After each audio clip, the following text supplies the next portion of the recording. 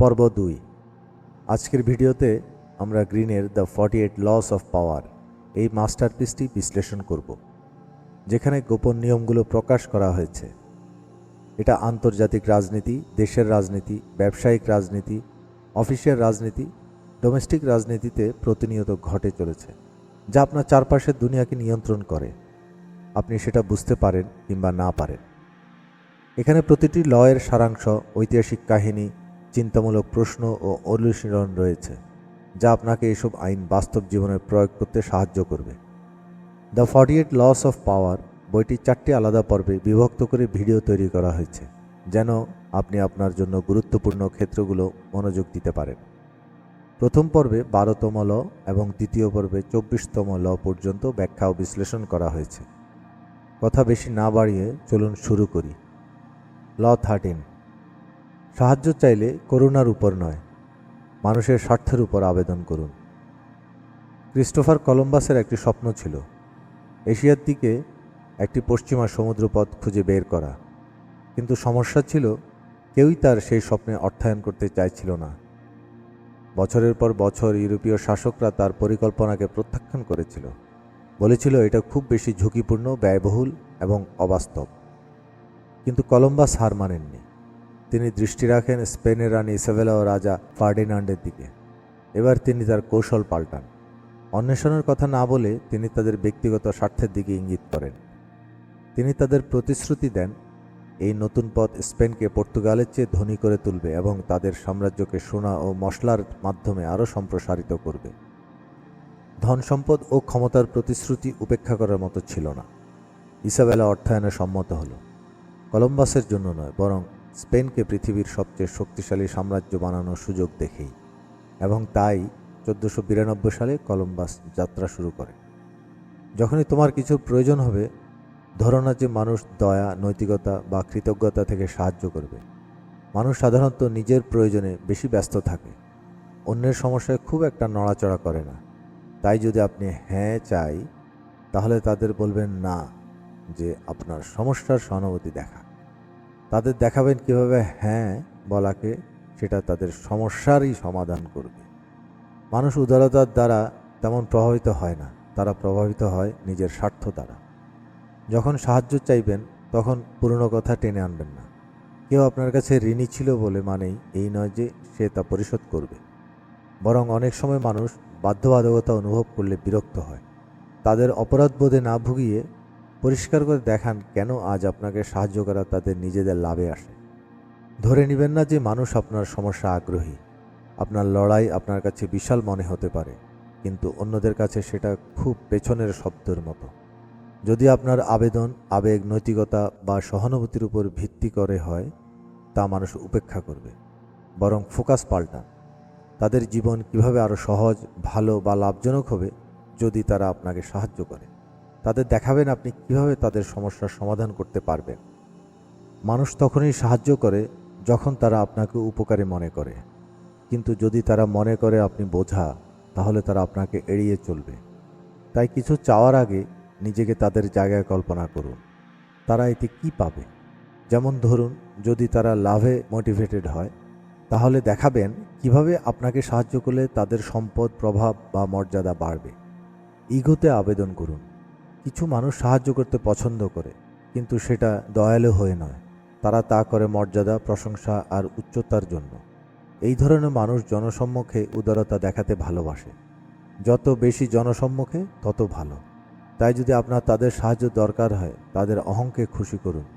তাহলেই তারা আগ্রহী হয়ে উঠবে আপনার প্রকল্পে অর্থ দিতে বা আপনাকে প্রভাবশালী লোকদের সাথে পরিচয় করিয়ে দিতে। শর্ত একটাই, যেন সারা পৃথিবী তা দেখে। ল 14, বন্ধুর ভান করুন, কিন্তু কাজ করুন গুপ্তচরের মতো। ফ্রান্সের ক্ষমতাধর রানী ক্যাথরিন ডি মিডিচি সবসময় অন্যদের আগেই সবকিছু জেনে যেতেন, কিন্তু তিনি কানে কানে গুজবের উপর ভরসা করতেন না। তিনি গড়ে তুলেছিলেন এক গোপন গুপ্তচর নেটওয়ার্ক। তার সবচেয়ে কার্যকর গুপ্তচরেরা ছিল দাসী, কাজের মেয়ে, রাঁধুনি, পরিচারক, যারা চোখে পড়ত না, কিন্তু সব ফিসফিসানি শুনে ফেলত, ফেলে দেওয়া চিঠি পড়ে ফেলত আর সমস্ত খবর পাঠিয়ে দিত রানীর কাছে। এই তথ্য ব্যবহার করে তিনি রাজদরবারকে নিয়ন্ত্রণ করতেন, শত্রুদের ধ্বংস করতেন আর সিংহাসন নিজের আয়ত্তে রাখতেন। যখন অভিজাতরা তার বিরুদ্ধে ষড়যন্ত্র করত তিনি আগেই জেনে যেতেন। যখন জোট পরিবর্তন হতো তিনি সঙ্গে সঙ্গে তার কৌশল বদলে ফেলতেন। জ্ঞানই শক্তি। আপনি যত বেশি জানবেন তত বেশি নিয়ন্ত্রণ থাকবে আপনার হাতে। কিন্তু সেরা গুপ্তচরেরা কোনো তথ্যদাতা ভাড়া করে না। তারা নিজেরাই তথ্য সংগ্রহ করে এমনভাবে যেন কেউ বুঝতে না পারে। এটি করার জন্য বন্ধুর মতো আচরণ করুন। মানুষ তখনই তাদের প্রহরে নামিয়ে ফেলে যখন তারা বিশ্বাস করে যে আপনি তাদের পছন্দ করেন। তারা তখন খোলাখুলি কথা বলে, তাদের গোপনীয়তা, পরিকল্পনা ও দুর্বলতা ফাঁস করে ফেলে নিজের অজান্তেই। আর একবার আপনি সেই তথ্য পেয়ে গেলে তখনই আপনি হয়ে যান প্রভাবশালী। কিভাবে কার্যকরভাবে করব? অন্যদের কথা বলতে দিন। মানুষ নিজের সম্পর্কে কথা বলতে ভালোবাসে। আপনি চুপ থাকুন, ঠিক প্রশ্নগুলো করুন, তারা সব নিজেই বলে দেবে। ভাববে আপনি একজন ভালো শ্রোতা মাত্র। নিজের কথা নিয়ন্ত্রণে রাখুন। যত বেশি কথা বলবেন তত বেশি ফাঁস করবেন। ভালো গুপ্তচরেরা কম বলে, বেশি শোনে। সামাজিক পরিবেশকে কাজে লাগান। পার্টি, ডিনার বা নৈমিত্তিক মিটিংয়ে মানুষ বেশি খোলামেলা হয়ে যায়। কারা কাকে বিশ্বাস করে, কে কিছু লুকোচ্ছে, কে নার্ভাস, সব খেয়াল করুন। তথ্য চারপাশেই আছে, শুধু চোখ কান খোলা রাখুন। আবেগীয় প্রতিক্রিয়া উস্কে দিন। কাউকে হালকা চ্যালেঞ্জ করুন। মানুষ আবেগপ্রবণ হলে স্পষ্টভাবে চিন্তা করতে পারে না, আর তখন তারা এমন অনেক কিছু বলে ফেলে যা বলা উচিত ছিল না। ভুয়া স্বীকারোক্তির কৌশল। আপনি যদি কাউকে নিজের সত্যিকারে বা বানানো কোনো গোপন তথ্য শেয়ার করেন, তাহলে মানুষ স্বাভাবিকভাবে পাল্টা গোপন কথা বলে ফেলে। এতে আপনি তার চরিত্র যাচাই করতে পারেন। সে কি আপনার গোপন কথা রাখবে নাকি ছড়িয়ে দেবে? ভুল তথ্য ছড়ান। যেমন অন্যরা আপনার উপর নজর রাখতে পারে, তেমনি আপনিও প্রতিপক্ষকে বিভ্রান্ত করতে পারেন ভুল তথ্য দিয়ে। এতে তারা সময় নষ্ট করে ভুল সিদ্ধান্ত নেয়। তবে গুপ্তচর বৃত্তি ঝুঁকিপূর্ণ। যদি মানুষ সন্দেহ করে তাহলে তারা আপনাকে দূরে সরিয়ে দেবে বা আরও খারাপ, আপনার বিরুদ্ধে চলে যাবে।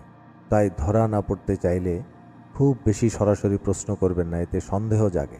খুব আগ্রহ দেখিয়ে অনুসন্ধান করবে না, অতিরিক্ত উৎসাহ চোখে পড়ে। মনে রাখবেন আপনিও গুপ্তচরের লক্ষ্য হতে পারেন, তাই সবসময় নিজের গোপন বিষয়গুলো রক্ষা করেন। আইন 15, শত্রুকে সম্পূর্ণভাবে ধ্বংস করুন। কার্থেজ একসময় ভূমধ্যসাগরীয় অঞ্চলের বাণিজ্য প্রভাব বিস্তারকারী এক শক্তিশালী সাম্রাজ্য ছিল। রোম তাদের দুইবার পরাজিত করলেও কার্থেজ এখনও একটি সম্ভাব্য হুমকি হিসাবে বিদ্যমান ছিল। রোমানরা একটি বিষয় খুব ভালোভাবে জানত, যদি তারা কার্থেজকে টিকিয়ে রাখে তবে তারা পুনরায় মাথা তুলে দাঁড়াবে। এই উপলব্ধি থেকে খ্রিস্টপূর্ব 150 সালে রোম স্থির সিদ্ধান্ত নেয় এই প্রতিদ্বন্দ্বিতার চিরস্থায়ী অবসান ঘটানোর। স্কিপিও এমেলিয়ানাসের নেতৃত্বে রোমানরা শুরু করে তৃতীয় পিউনিক যুদ্ধ এবং তাদের একমাত্র লক্ষ্য ছিল পূর্ণ বিনাশ। কার্থেজ বহু বছর ধরে অবরোধ সহ্য করে প্রতিরোধ চালিয়ে যায়। তবে যখন রোমান বাহিনী শহরের প্রাচীর ভেদ করে প্রবেশ করে তখন কোনো প্রকার করুণা দেখানো হয়নি। শহরটি সম্পূর্ণভাবে পুড়িয়ে দেওয়া হয়, মানচিত্র থেকে মুছে ফেলা হয় এবং নিশ্চিত করা হয় যে কর্তৃত্বের লড়াইয়ে কার্থেজ আর কখনোই রোমের জন্য হুমকি হয়ে উঠতে না পারে। অনেক শত্রু সম্পূর্ণরূপে বিলুপ্ত হয় না, তারা কেবল পিছিয়ে থাকে এবং সঠিক সুযোগের অপেক্ষায় থাকে প্রতিশোধ নেওয়ার জন্য। সেই কারণে যখন আপনি কোনো শত্রুর বিরুদ্ধে পদক্ষেপ গ্রহণ করবেন তখন তা সম্পূর্ণরূপে শেষ না করে থামা উচিত নয়।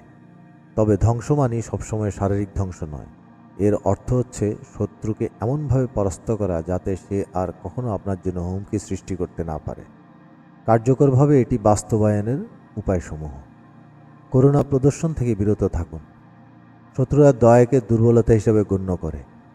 আপনি যদি তাদের পুনরুত্থানের সুযোগ দেন তবে তারা এমন এক সময় আপনার উপর আঘাত হানবে যখন আপনি তা কল্পনাও করতে পারবেন না। সমঝোতার কোনো ক্ষেত্র রাখবেন না। কোণঠাসা শত্রু, যার হারানোর কিছু নেই, সবচেয়ে ভয়ঙ্কর হয়ে উঠতে পারে যদি আপনি তাদের মুছে ফেলতে না পারেন। তাহলে তাদের একাকী করে দিন, কোনো চুক্তি নয়, দ্বিতীয় কোনো সুযোগ নয়। কিছু শত্রু সাময়িকভাবে বন্ধুসুলভ আচরণ করতে পারে, কিন্তু তা কেবল ভবিষ্যতে আপনার ক্ষতি সাধনের আশায়। এই ধরনের ছল চাতুরির শিকার হবেন না। পুরনো বন্ধুরা যদি শত্রুতে পরিণত হয় তবে তারা আপনার দুর্বলতা জানে বলেই তারা অধিক বিপজ্জনক। তারা সামনাসামনি হাসলেও অন্তরে ঘৃণা ও প্রতিহিংসা লুকিয়ে রাখে। একজন জীবিত শত্রু আহত বিষধর সাপের ন্যায়।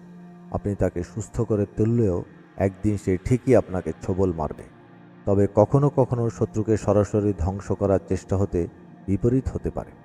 তারা শহীদ হিসেবে পরিগণিত হতে পারে এবং তাদের প্রতি জনমত সহানুভূতিশীল হয়ে উঠতে পারে। এই পরিস্থিতিতে তাদের নিজের পতনের পথ উন্মুক্ত করে দিন।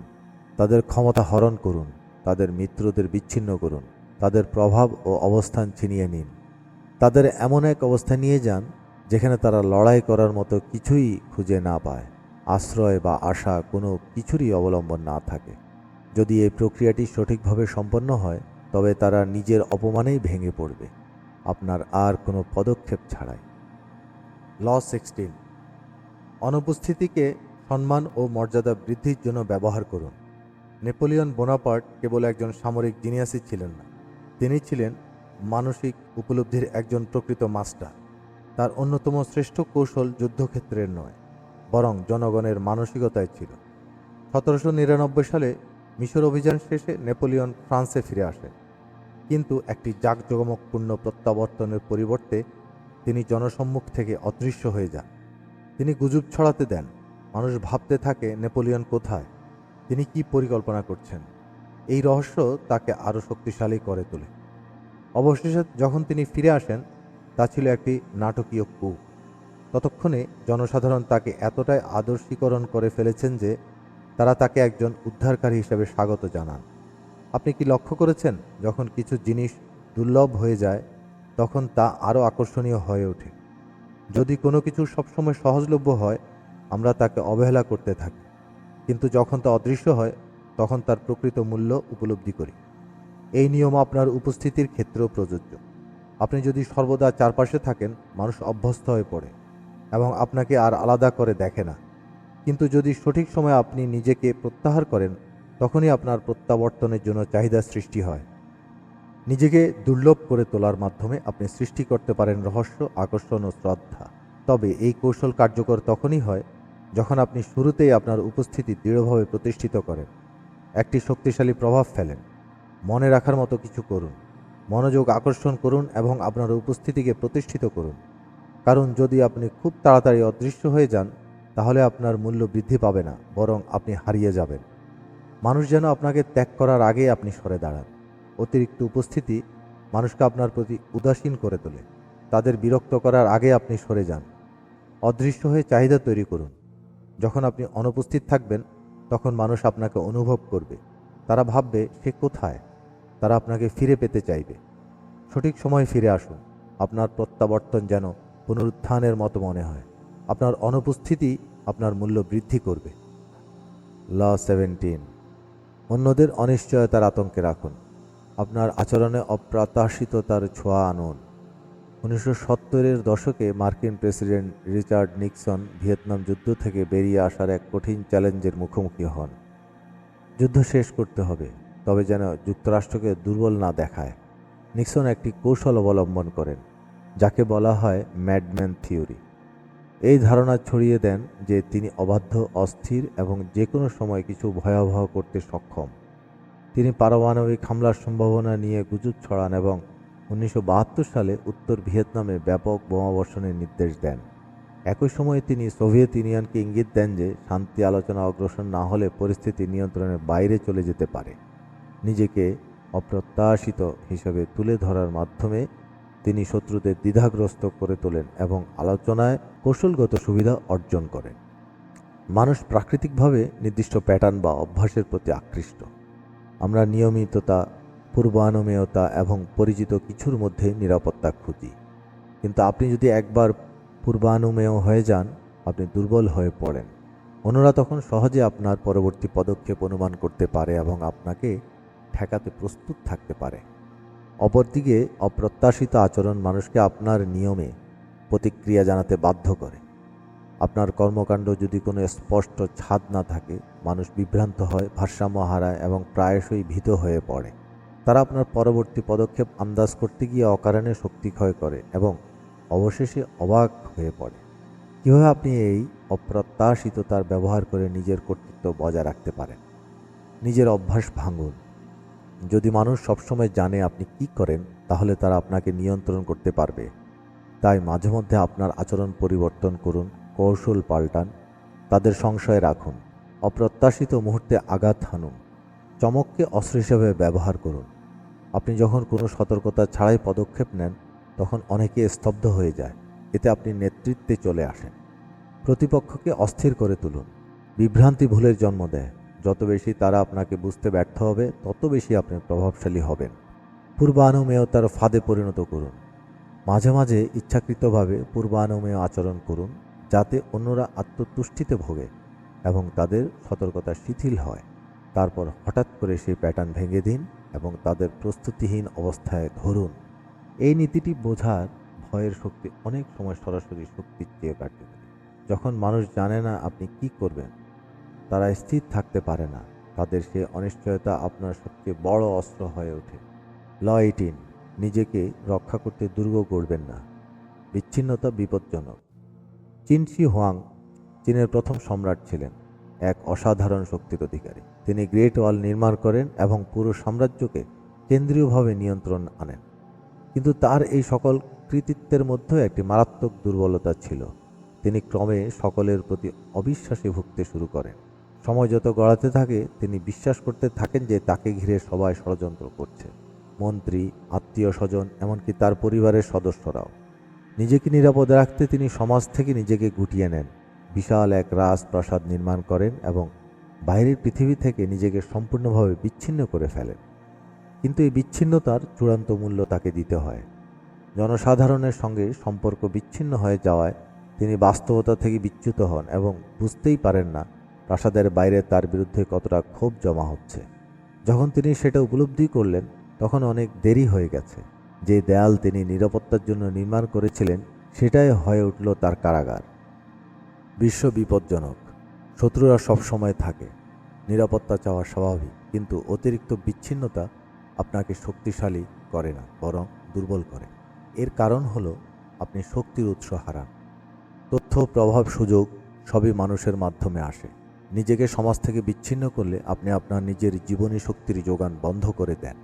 আপনি হুমকির প্রতি অন্ধ হয়ে পড়েন। বিশ্ব আপনার উপস্থিতিতেও পরিবর্তিত হচ্ছে। আপনি যদি নিজেকে বিচ্ছিন্ন রাখেন, তাহলে বুঝতেই পারবেন না কোথা থেকে বিপদ আসছে।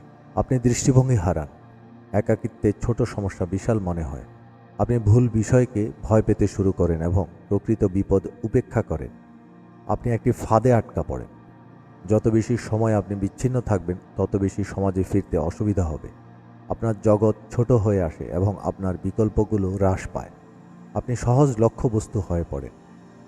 যুদ্ধের কৌশলে বলা হয়, স্থির বস্তু সবচেয়ে সহজে আক্রান্ত হয়। যদি শত্রুরা জানে আপনি কোথায় আছেন, তারা জানবে কোথায় আঘাত করতে হবে। তাহলে বিকল্প কি? এর উল্টো কৌশল গ্রহণ করুন। ফ্রান্সের রাজা চতুর্দশ লুই একটি গুরুত্বপূর্ণ সত্য উপলব্ধি করেছিলেন। যে নেতা নিজেকে আড়াল করে, তিনি ধীরে ধীরে ক্ষমতা হারান। তিনি বিচ্ছিন্ন হননি, বরং নিজেকে সকল ঘটনার কেন্দ্রবিন্দুতে স্থাপন করেন। তিনি নির্মাণ করেন ভার্সাই প্রাসাদ, যা ছিল তার ক্ষমতার কেন্দ্র, যেখানে তিনি অভিজাতদের আশপাশে রাখতেন যেন সবকিছু নজরদারিতে থাকে। তিনি সর্বদা দৃশ্যমান ছিলেন, সিদ্ধান্তে অংশগ্রহণ করতেন এবং সবকিছু সম্পর্কে সচেতন থাকতেন। কোনো ষড়যন্ত্র তার অগোচরে গড়ে উঠতে পারত না। ফলে 50 বছরেরও বেশি সময় ধরে লুই চতুর্দশ তার শাসন অটুট রাখতে পেরেছিলেন, কারণ তিনি কখনো অদৃশ্য হননি। কীভাবে নিজেকে সক্রিয় কেন্দ্রে রাখবেন? ঘটনার কেন্দ্রে থাকুন, আলোচনায়, সিদ্ধান্তে, নেটওয়ার্কে সক্রিয় থাকুন। শুনতে শিখুন।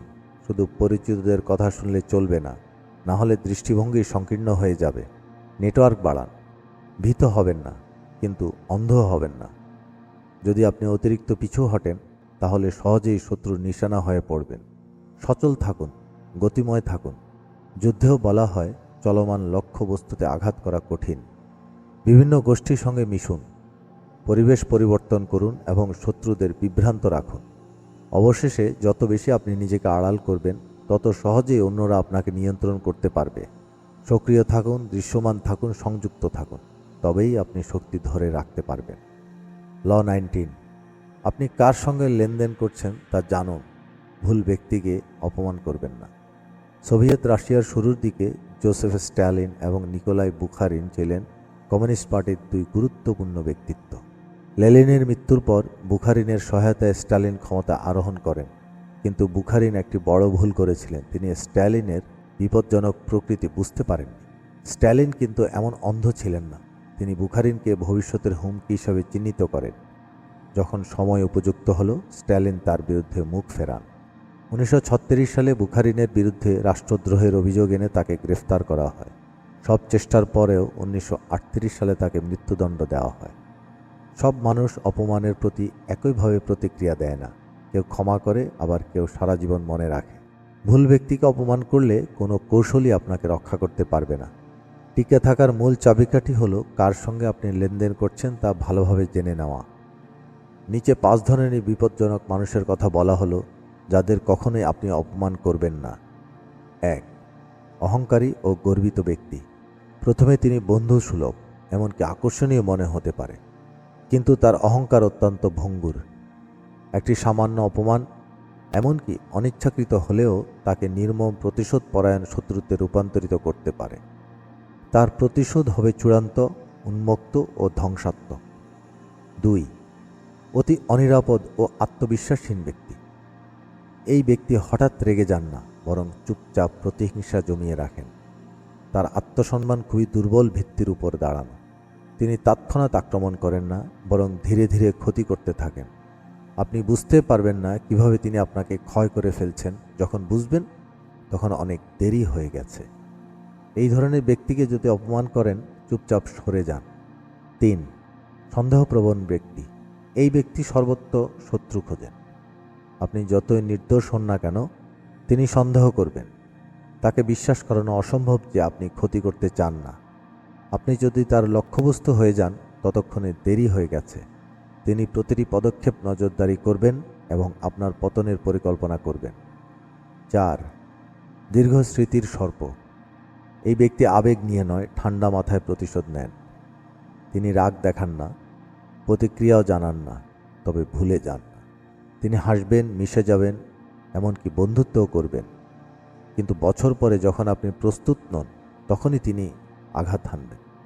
প্রতিকার: তাকে একেবারে নিশ্চিহ্ন করুন অথবা অপসারিত হয়ে যান তার হাতের নাগালের বাইরে। 5. সরল, সাধারণ ও বোকা ব্যক্তি। এই ব্যক্তি সাধারণভাবে বিপজ্জনক নন, তবে তিনি আপনার সময়, শক্তি ও কৌশল নষ্ট করবেন, কারণ তিনি খেলাটাই বোঝেন না। আপনি তাকে নিয়ন্ত্রণ করতে গেলে তিনি ভুল করবেন এবং আপনার পরিকল্পনা ধ্বংস করবেন। পরীক্ষা করুন, তাকে একটি রসিকতা বলুন। যদি তিনি সেটাকে সরাসরি শব্দচয়ন অনুযায়ী নেন, তাহলে বুঝে নিন তিনি আপনার জন্য বোঝা হতে চলেছে। ভুল শত্রু তৈরি এড়াতে অনুসরণযোগ্য 5টি নিয়ম। 1. শুধু প্রবৃত্তির উপর নির্ভর করবেন না। আপনার গাট ফিলিং যথেষ্ট নয়। মানুষকে পর্যবেক্ষণ করুন, তাদের আচরণ, অভ্যাস, প্রতিক্রিয়া বিশ্লেষণ করুন। 2. চেহারায় প্রতারিত হবেন না। মধুর হাসির আড়ালে লুকিয়ে থাকতে পারে প্রতিহিংসা। উচ্চকণ্ঠ বা আক্রমণাত্মক আচরণও দুর্বলতার আভাস হতে পারে। মানুষকে বিচার করুন তাদের কাজ দিয়ে, কথা দিয়ে নয়। 3. শালীনভাবে প্রত্যাখ্যান করুন। আজ যে দুর্বল, সে কাল হতে পারে ক্ষমতাবান। আজকের ছোট অপমান হতে পারে আজীবনের প্রতিশোধের সূচনা। 4. অপমান করার আগে পরীক্ষা করুন। কিছু মানুষ সামান্য ব্যঙ্গ সহ্য করতে পারে না। ছোট্ট একটি রসিকতা করুন। যদি হেসে উড়িয়ে দেয়, সে আত্মবিশ্বাসী। যদি সাথে সাথে ক্ষুব্ধ হয়, বুঝে নিন আপনার জন্য বিপজ্জনক। 5. মনে রাখুন, শুধুমাত্র মজা বা অহংকারবশত কাউকে অপমান করবেন না। কিছু মানুষ কখনোই ভুলে না। যদি শত্রু বানানো না লাগে, তবে কেন করবেন? উপসংহার: একজন ভুল ব্যক্তিকে অপমান করা মানে ভবিষ্যতের অদৃশ্য শত্রুকে ডেকে আনা। সুতরাং যে কোনো সিদ্ধান্ত নেওয়ার আগে মানুষ চিনুন, বিশ্লেষণ করুন এবং দূরদৃষ্টি প্রয়োগ করুন। ল 20: কারো প্রতি নিজেকে সম্পূর্ণভাবে অঙ্গীকার করবেন না। রানী এলিজাবেথ প্রথম ইংল্যান্ড শাসন করেছিলেন এক কঠিন সময়ে, যুদ্ধ, রাজনীতি ও অস্থিরতার যুগে। তবুও তিনি নিজের নিয়ন্ত্রণ বজায় রেখেছিলেন, কখনোই বিয়ে না করে। একটি এমন যুগে যেখানে বিয়ে ছিল রাজনৈতিক অস্ত্র, তিনি সেটাকে রূপান্তর করেছিলেন নিজের সবচেয়ে বড় কৌশলে। দশকের পর দশক ধরে তিনি কূটনৈতিক খেলায় পারদর্শিতা দেখিয়েছেন। ফ্রান্স ও স্পেনের মতো শক্তিধর রাষ্ট্রগুলোকে নিজের প্রস্তাব প্রার্থী হিসেবে লালন করেন। প্রত্যেকটি বিয়ের প্রস্তাবকে কৌশল হিসেবে ব্যবহার করেন, শান্তি স্থাপন, জোট গঠন অথবা শত্রুকে বিভ্রান্ত করার উপায় হিসাবে। তবে তিনি কখনোই হ্যাঁ বলেননি। এই অঙ্গীকারহীন অবস্থানের মাধ্যমে তিনি নিয়ন্ত্রণে ছিলেন, স্বাধীন ছিলেন এবং ইংল্যান্ডকে শক্তিশালী রেখেছেন। কখনো নিজেকে আবদ্ধ না করলে আপনি অপ্রত্যাশিত থাকেন, আর এই অপ্রত্যাশিততাই শক্তি। যেই মুহূর্তে মানুষ বুঝে যায় আপনি কোন পক্ষের, তখনই তারা আপনাকে নিয়ন্ত্রণ করতে বা প্রতিহত করতে সক্ষম হয়।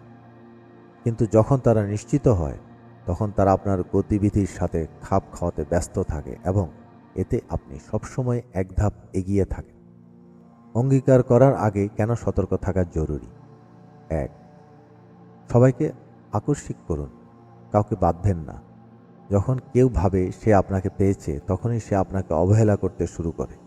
কিন্তু যদি আপনি সামান্য দূরে থাকেন, মানুষ আপনাকে পাওয়ার জন্য লড়বে, আকাঙ্ক্ষা ছোঁয়াবে। যখন মানুষ দেখে অন্যরা আপনাকে চায়, তখন তারাও আপনাকে চায়। 2. আপনি যেই মুহূর্তে অঙ্গীকার করেন, আপনি সাধারণ হয়ে পড়েন। আপনার রহস্য চলে যায়, আপনি পূর্বানুমেয় হয়ে পড়েন এবং সবচেয়ে বিপজ্জনকভাবে আপনি আবদ্ধ হয়ে যান। 3. সবসময় কিছুটা দূরে থাকুন, যেন মানুষ আপনাকে চায়। নিজেকে সম্পূর্ণভাবে কারো হাতে তুলে দেবেন না। আপনার মূল্য বাড়ে আপনার সীমিত প্রাপ্যতার কারণে। মানুষ তাদেরই সম্মান করে যারা সম্পূর্ণরূপে কারো হয় না। 4. লড়াইয়ের ময়দানে নামবেন না। মানুষ আপনাকে নিজেদের দ্বন্দ্বে জড়াতে চাইবে, কিন্তু আপনি যেই মুহূর্তে একটি পক্ষ নেবেন, আপনি অন্য পক্ষের শত্রু হয়ে যাবেন। চতুর পর্যবেক্ষক হন। অন্যরা যখন লড়াইয়ে ক্লান্ত, আপনি তখন নিরপেক্ষ মধ্যস্থতাকারী হিসেবে এগিয়ে যান। তাতে আপনি ক্ষমতা অর্জন করবেন, কিন্তু শত্রু সৃষ্টি করবেন না। সতর্ক থাকুন, যারা আপনাকে বেঁধে ফেলতে চায়, তারা উপহার, দয়া ও মিথ্যা আনুগত্য ব্যবহার করবে। যদি উপকারে আসে, গ্রহণ করুন, কিন্তু কখনোই ঋণী বোধ করবেন না। আবেগের ফাঁদ এড়িয়ে চলুন। আবেগিকভাবে নিজেকে কারো সাথে জড়িয়ে ফেললে আপনি তার সমস্যার অংশ হয়ে পড়েন। তখনই তারা অভিযোগ, দোষারোপ ও মানসিক চাপ দিয়ে আপনাকে ব্যবহার করতে শুরু করবে। তাদের বোঝা আপনার বোঝা নয়। সহানুভূতি দেখান, ছোট সহায়তা দিন, কিন্তু আসল আবেগ আলাদা রাখুন। আপনার সময় ও শক্তি সীমিত। অন্যের নাটক বা সমস্যায় জড়ালে আপনার নিজের অবস্থান দুর্বল হয়ে পড়ে। তবে মনে রাখবেন, এই আইনেও সীমাবদ্ধতা আছে। যদি আপনি একসাথে অনেক দিকের খেলা খেলেন, মানুষ আপনার কৌশল ধরে ফেলতে পারে এবং একত্রিত হয়ে আপনার বিরুদ্ধে যায়। যদি আপনি অনেক বেশি দেরি করেন, আকাঙ্ক্ষা রূপান্তরিত হয় হতাশা ও তারপর ক্ষোভে। মাঝে মাঝে অস্থায়ী অঙ্গীকারও কৌশল হতে পারে। যদি কোনো জোট আপনার উপকারে আসে, করুন, কিন্তু সবসময় একটি পালানোর রাস্তা রাখুন। উপসংহার: নিজেকে সম্পূর্ণভাবে কারো প্রতি অঙ্গীকার না করে আপনি শক্তিশালী ও স্বাধীন থাকেন। কখনোই এমন জায়গায় যাবেন না যেখান থেকে আপনাকে অন্যরা নিয়ন্ত্রণ করতে পারে। ল 21: বোকার ভান করে বোকা ধরুন। আপনার লক্ষ্যবস্তুর চেয়ে আপনাকে কম বুদ্ধিমান দেখান। ওটো ভন বিসমার্ক জার্মানির লৌহ চ্যান্সেলর। তার রাজনৈতিক প্রতিদ্বন্দ্বীদের মোকাবেলায় প্রায়ই নিজেকে বোকা সাজিয়ে উপস্থাপন করতেন। তিনি কখনো ইচ্ছা করে আগোছালোভাবে কথা বলতেন, অপ্রাসঙ্গিক বকবক করতেন, এমনকি কূটনৈতিক বৈঠকে মদ পানের মতো আচরণ করতেন। ফলে তার শত্রুরা ভাবত এই লোকটি নিরীহ, একে নিয়ে ভাবার কিছু নেই। কিন্তু বাস্তবে বিসমার্ক ছিলেন অত্যন্ত হিসাবী এবং ধূর্ত। 1866 সালে তিনি অস্ট্রিয়াকে একটি যুদ্ধে জড়াতে উস্কানি দেন, যেখানে অস্ট্রিয়ানরা ভেবেছিল সহজেই জিতে যাবে, কিন্তু অতিরিক্ত আত্মবিশ্বাস তাদের বিসমার্কের ফাঁদে ফেলে দেয় এবং তারা ভয়াবহ পরাজয়ের শিকার হন। মূল শিক্ষা: শক্তিশালী হতে হলে সবচেয়ে বুদ্ধিমান প্রমাণ হওয়া নয়, বরং অন্যদের এমন মনে করানো দরকার যে তারা বুদ্ধিমান। কারণ মানুষ সাধারণত এমন কাউকে সহ্য করতে পারে না যে তাকে বোকা বোধ করায়, কিন্তু যে ব্যক্তি তাদের বুদ্ধিমান অনুভব করায় তাকে তারা বিশ্বাস করে, গার্ড নামিয়ে ফেলে এবং তথ্য ফাঁস করে দেয়। কেন নিজের বুদ্ধিমত্তা আড়াল করবেন? যখন কেউ ভাববে আপনি নাদান, তারা আপনাকে হুমকি মনে করবে না। তারা নিজের বুদ্ধিতে গর্বিত হয়ে কথা বলে ফেলবে, এমন সব তথ্য দেবে যে আপনাকে সুবিধাজনক অবস্থানে আনবে। তারা ভাববে আপনি সহজ সরল। তখন আপনি আড়াল থেকে সব কিছু দেখে বুঝেও শিখে নিতে পারবেন কীভাবে আপনি বোকা ভান করবেন কিন্তু বাস্তবে নিয়ন্ত্রণে থাকবেন। 1. কারোর বুদ্ধিমত্তাকে সরাসরি চ্যালেঞ্জ করবেন না। মানুষ নিজের চেয়ে বেশি বুদ্ধিমান কাউকে পছন্দ করে না, বরং তাদের নিজের বুদ্ধিমত্তার প্রশংসা করুন যেন তারা গর্ববোধ করে। 2. নিজের ভুল তুলে ধরুন বা নিজেকে খাটো করে বলুন, আমি এটা বুঝি না, তুমি তো অনেক ভালো বুঝো এসব বললে তারা আপনার উপর কর্তৃত্ববোধ করে এবং সেটি আপনার সুযোগ। 3.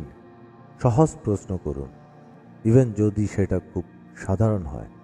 এতে তারা কথা বলবে, তথ্য দিবে এবং নিজের মুখে নিজের দুর্বলতা ফাঁস করে ফেলবে। 4. পছন্দনীয় বোকা সাজুন। মানুষ সাধারণত বোকাদের প্রতিদ্বন্দ্বী মনে করে না, বরং পাশে রাখতে চায়। আপনাকে যদি অবুঝ মনে হয়, তারা কখনোই ভাববে না আপনি তাদের বিপদে ফেলতে পারেন। 5. সবসময় অবমূল্যায়িত থেকে যান। যতক্ষণ তারা ভাববে আপনি দুর্বল, ততক্ষণ তারা আত্মতুষ্ট থাকবে এবং আপনার পরিকল্পনা ধরতে পারবে না। লক্ষ্য কি? মানুষকে এমন অনুভব করানো যে তারা আপনার চেয়ে বেশি স্মার্ট।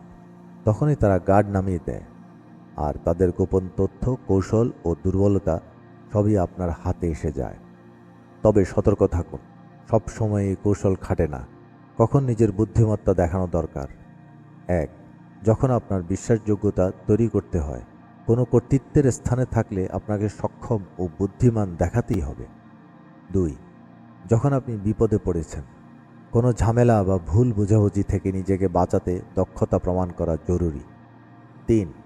যখন আপনি ঠিক উঠে দাঁড়িয়েছেন ক্যারিয়ারের শুরুর দিকে আপনার উচ্চপদস্থদের দেখাতে হবে যে আপনি যোগ্য, তবে ততটা নয় যেন তারা আপনাকে হুমকি ভাবে। উপসংহার: নিজেকে সবচেয়ে স্মার্ট হিসেবে প্রমাণ করতে যাবেন না, বরং অন্যদের স্মার্ট বোধ করিয়ে নিজে নিয়ন্ত্রণে থাকুন।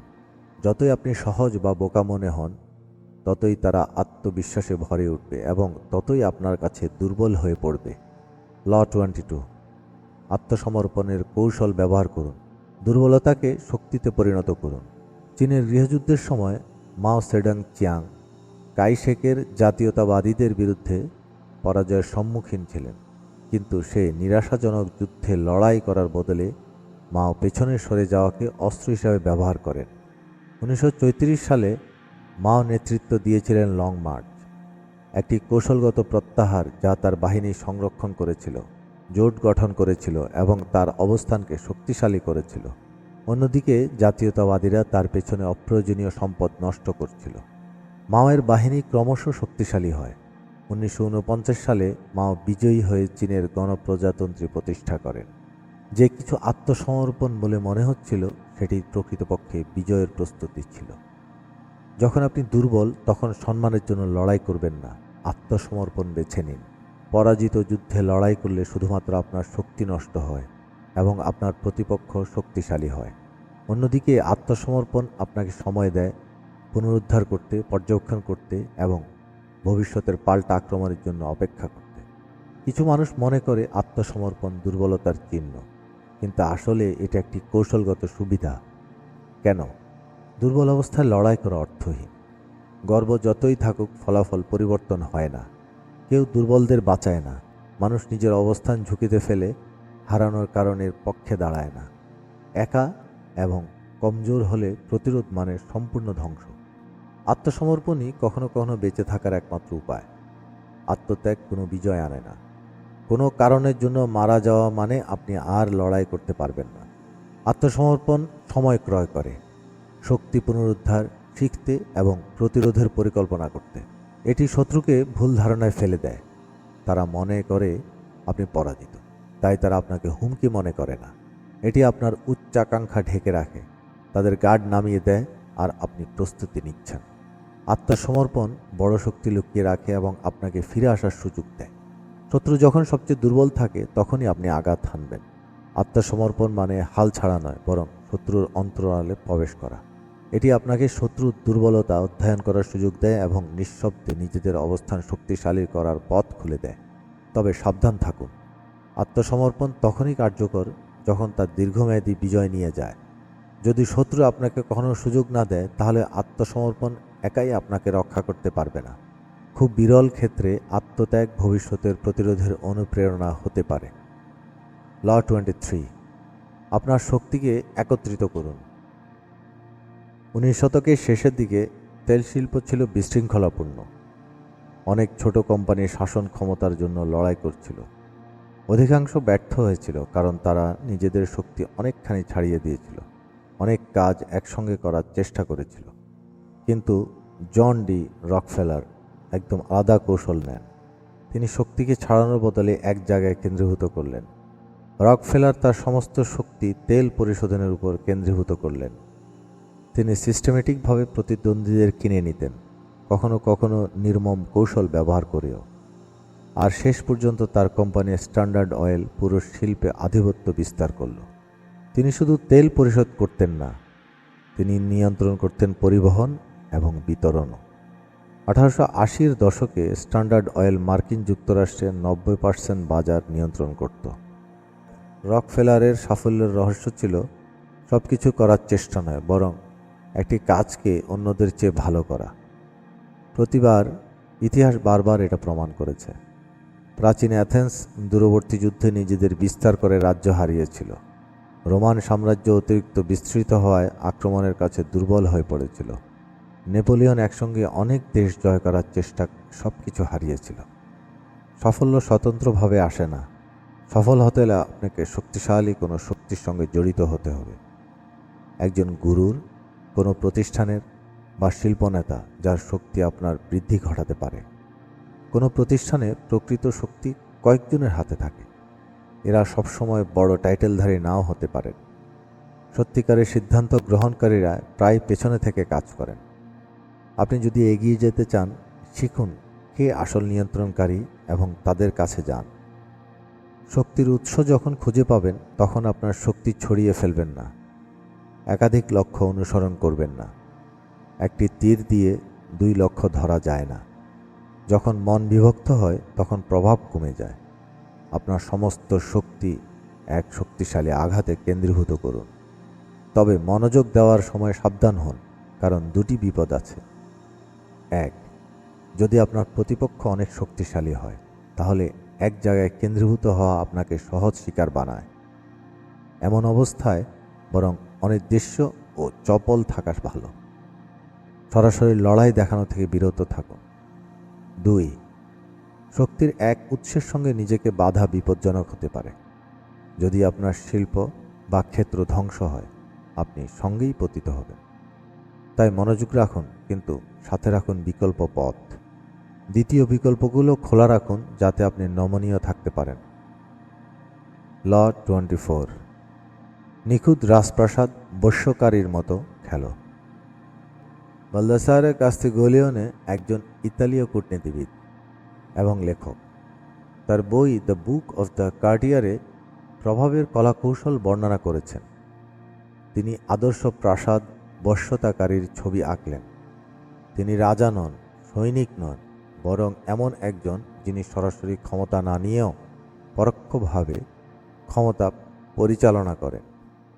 সে জানতেন রাজপ্রাসাদের সাফল্য শুধুমাত্র বুদ্ধি বা শক্তির উপর নির্ভর করে না, বরং প্রভাবিত করার ক্ষমতার উপর নির্ভর করে। সে এমনভাবে প্রভাব ফেলে যা বলে না যে সে হিংস্র, অপ্রীতিকর হয় না এবং রাজনীতিতে মার্জিতভাবে পদ খুঁজে নেয়। সে কখনোই সরাসরি ক্ষমতা দাবি করত না, তবুও দীর্ঘদিন ধরে প্রভাব বজায় রাখত। সেদিনের রাজপ্রাসাদগুলোর শাসকদের মহিমায় মত্ত থাকত এবং জাতীয়তাবাদী জাতি তাদের কাছে সংযুক্ত থাকত। কিন্তু ভুলবেন না, রাজপ্রাসাদের রাজনীতি কখনোই অদৃশ্য হয়নি। আজও প্রাসাদে যেমন বোর্ডরুম, সরকারি অফিস, সামাজিক বৃত্তে বিদ্যমান, যেখানে ক্ষমতা সেখানে বশ্যতাকারীরা শাসন করে। যারা এই বশ্যতাকারীর কলাকৌশল আয়ত্ত করে তারা উঠে আসে, যারা উপেক্ষা করে তাদের পতন হয়। তাই আপনি যদি ক্ষমতায় টিকে থাকতে চান, আপনাকে বশ্যতাকারীর মতো ভাবতে হবে। নিচের 16টি সোনালী নিয়ম অনুযায়ী বশ্যতাকারীরা অনুশীলন করে। 1, অতিশয় প্রশংসা নয়, মৃদু প্রশংসা করুন। অতিরিক্ত চাটুকারি সন্দেহ সৃষ্টি করে। 2, আদেশ পালন করুন কিন্তু নিজেকে আলাদা করুন। মূল্য দেখান কিন্তু কর্তৃত্ব হুমকির মতো বোধ করাবেন না। 3, কর্তাকে কখনো অনিরাপদ বোধ করাবেন না, তাদের সবসময় নিয়ন্ত্রণে থাকতে দিন। 4. প্রভাব কৌশলে তৈরি করুন, সরাসরি নয়, সূক্ষ্মভাবে প্রভাব বিস্তার করুন। 5. তাদের আলো ফোটান, রাজাকে রাজা মনে করান। 6. অন্যদের আপনার ক্ষমতার ভয় করান, মানুষ শক্তিশালী ব্যক্তিদের সম্মান করে। 7. দেখাও সবকিছু নয়, ধরা পড়াও নয়, অনুমান গুরুত্বপূর্ণ, বাস্তবতা তার থেকে বেশি। 8. আকর্ষণ একটি অস্ত্র, সৌম্য ও ভদ্রতা বজায় রাখুন। 9. সরাসরি আক্রমণ করুন কিন্তু ভদ্রতার আড়ালে। 10. শব্দ বেছে বলুন, অতিরিক্ত কথা বলবেন না। 11. কথা বা অপমানকে সুযোগে পরিণত করুন, প্রশংসা বা অজ্ঞতাকে কৌশলে কাজে লাগান। 12. আনন্দের উৎস হন, মানুষ তাদের ভালো লাগার জায়গায় আকৃষ্ট হয়। 13. মর্যাদার শক্তি, নিজেকে কখনো হীনমন্য করবেন না। 14. শত্রু নয়, প্রভাব বাড়ান। 15. শক্তিশালী নেটওয়ার্ক গড়ে তুলুন। 16. কর্তাদের পছন্দে থাকুন, এটি আপনাকে আক্রমণ থেকে রক্ষা করে। ছায়া নিয়ন্ত্রণ করুন, একজন নিখুঁত বশ্যতাকারী প্রায়শই শাসককেও ছাড়িয়ে যায় ক্ষমতায়, কিন্তু কৌশলের বাইরে সত্যিকারের বশ্যতাকারীরা ক্ষমতার গভীর নিয়ম বুঝে, সেই নিয়মগুলো উঠে যাওয়া এবং পড়ার মধ্যে পার্থক্য করে। অতিরিক্ত ঝলক দেখাবেন না, অনেক বেশি দৃষ্টি আকর্ষণ করলে ঈর্ষা জন্মায়। উদাসীনতা অনুশীলন করুন, আপনার দক্ষতা যেন সহজলভ্য মনে হয়। অতিরিক্ত প্রশংসায় লিপ্ত হবেন না, প্রশংসা যত বেশি তত কম মূল্যবান হয়। লক্ষ্য করুন কিন্তু সূক্ষ্ম থাকুন, কখনো কখনো একটু আলাদা থাকুন, তবে কখনো জোর করে নয়। অন্যদের শৈলী প্রতিফলিত করুন, যারা তাদের মান ও মূল্যবোধের সাথে সাদৃশ্যপূর্ণ তাদের প্রতি বিশ্বাস থাকে। খারাপ খবর কখনো নিজে নেবেন না, বার্তাবাহককে দোষ দেওয়া হয়। উচ্চতর কর্তাদের সঙ্গে অতিরিক্ত বন্ধুত্ব করবেন না, তারা অধীনস্থদের মধ্যে বন্ধুত্ব চান না। তাদের সমালোচনা করবেন না সরাসরি, যদি দরকার হয় অন্তর্দৃষ্টি হিসেবে উপস্থাপন করুন। অনির্বাচিত অনুরোধ করবেন না, অনুরোধ বেশি হলে দুর্বলতা প্রকাশ পায়। মর্যাদা বা রুচির উপর রসিকতা করবেন না, গর্ব খুব ভঙ্গুর। নিন্দা এড়িয়ে চলুন, নেতিবাচকতা আপনাকে টার্গেট বানায়। সচেতন হন, অন্যান্যরা আপনাকে দেখে তা লক্ষ্য করুক এবং আচরণে সামঞ্জস্য করুন। আবেগ নিয়ন্ত্রণ করুন, আপনি যদি তা নিয়ন্ত্রণ না করেন অন্যরা তা আপনার বিরুদ্ধে ব্যবহার করবে। সময়ের সাথে মানিয়ে চলুন, অপ্রাসঙ্গিক মনোভাব ও শৈলী আপনাকে হাস্যকর বা অপ্রাসঙ্গিক করে তোলে। আপনার সান্নিধ্য আনন্দদায়ক করুন, যদি শাসকের প্রিয় না হন অন্তত মজার সঙ্গী হন। বশ্যতাকারীরা বল প্রয়োগে শাসন করে না, তারা ধারণা দ্বারা শাসন করে। তারা কিভাবে দেখা যায় সেটি গড়ে তোলে, গোপনে সিদ্ধান্ত প্রভাবিত করে, নিজেকে অপরিহার্য করে তোলে। আর ক্ষমতার জগতে যেখানে ধারণাই শক্তি, নিজের ধারণা নিয়ন্ত্রণ করাই সর্বোচ্চ সুবিধা। দ্য 48 লস অফ পাওয়ার বইটির প্রথম থেকে 24তম ল পর্যন্ত ব্যাখ্যা ও বিশ্লেষণ করা হয়েছে। এরপর তৃতীয় পর্বে আমরা 25তম থেকে 26তম ল নিয়ে আলোচনা করব। এই পর্যন্ত ভিডিওটি যদি আপনাদের ভালো লেগে থাকে তাহলে অবশ্যই চ্যানেলটি সাবস্ক্রাইব করতে এবং আপনার মতামত জানাতে ভুলবেন না। ভালো থাকবেন, ধন্যবাদ।